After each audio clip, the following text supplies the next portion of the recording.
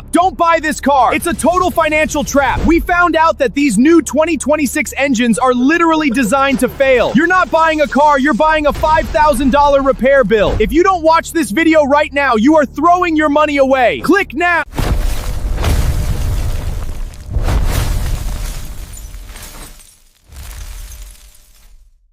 Now, let's get into the reality of the most popular choice in history, petrol.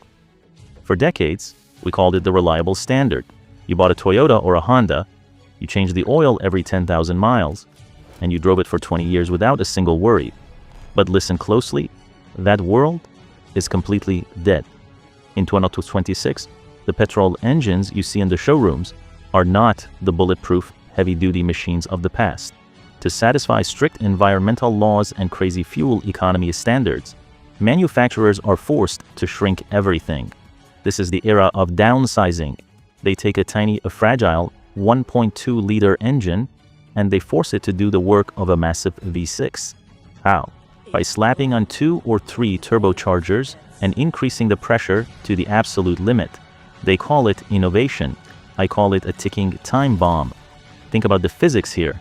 These small, high-pressure engines are working at their absolute mechanical limit every single second you drive. They run extremely hot, they run stressed. To save weight, manufacturers are using thinner metals, plastic intake manifolds, and complex electronic cooling systems. The result? These engines don't last 500,000 kilometers anymore. No, many of them will start having catastrophic failures at just 100,000. They are becoming disposable products. Once the warranty is over, the engine is basically trash.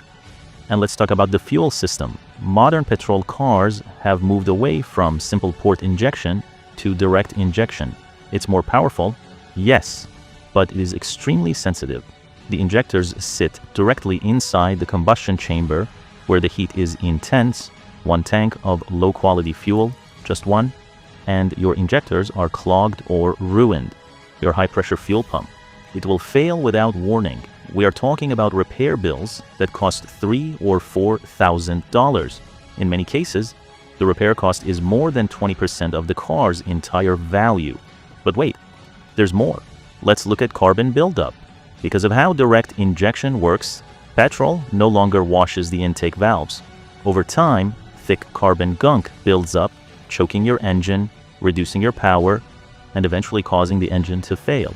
Cleaning this is an expensive, messy process that most owners aren't even told about.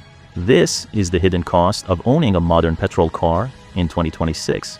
However, I have to be honest, petrol still has one unbeatable advantage, and that is convenience. You can find a gas station in the middle of a desert, on a mountain pass, or in a tiny village. You don't have to wait 40 minutes to charge. You plug the nozzle, wait 3 minutes, and you are gone. And when winter hits, when it's minus 30 or 40 degrees, a petrol engine starts. It provides heat for the cabin almost instantly. For many people living in harsh climates, that peace of mind is worth every single penny of the rising fuel prices. But here's the prognosis that you won't hear from a car salesman.